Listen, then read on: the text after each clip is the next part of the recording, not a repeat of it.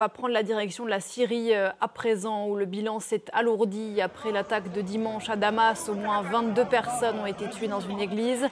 Un attentat kamikaze que les autorités attribuent au groupe État islamique.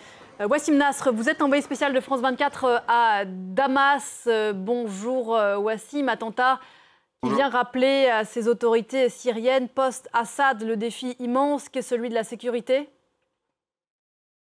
Oui, effectivement, donc c'est le premier attentat du genre depuis la chute d'Assad. Donc une attaque comme celle-là contre une église pendant la messe, ça il faut le rappeler, on était dimanche hier, mais c'est quand même aussi la première tuerie de chrétiens à Damas depuis 1860.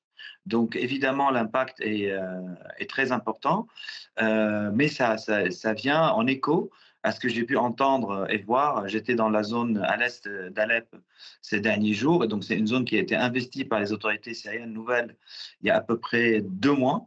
Et donc, alors que le régime est tombé il y a 6 mois, donc il y a une période de vide, disons, de 4 mois, et évidemment qu'il y a des cellules donc, de l'État islamique ou même d'autres groupes qui ont commis des attentats. Il y a eu des attentats du PKK dans le nord, il y a eu des libérations depuis les camps donc, où étaient détenus des djihadistes ou bien leurs familles, et des cellules ont été constituées en ville, ça c'est une certitude, parce que les nouvelles autorités ont déjoué déjà plusieurs attentats.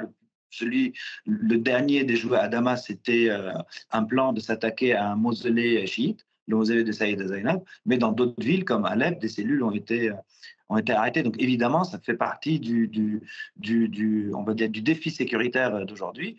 Et d'ailleurs, donc l'État islamique n'a pas revendiqué, certes, mais il n'a cessé de menacer les nouvelles autorités et de menacer les chrétiens, sachant que les nouvelles autorités, donc le président syrien, n'a pas cessé de rencontrer les représentants des chrétiens, de veiller depuis la chute d'Assad à ce que les chrétiens ne soient pas attaqués, protégés, etc.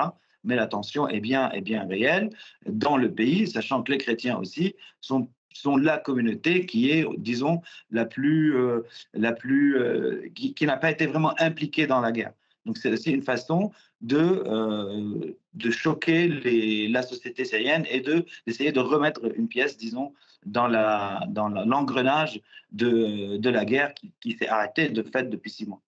Wassim Nasr, depuis Damas en Syrie, merci beaucoup Wassim. Et on rappelle que le groupe État islamique n'a pas revendiqué cet attentat. On reprend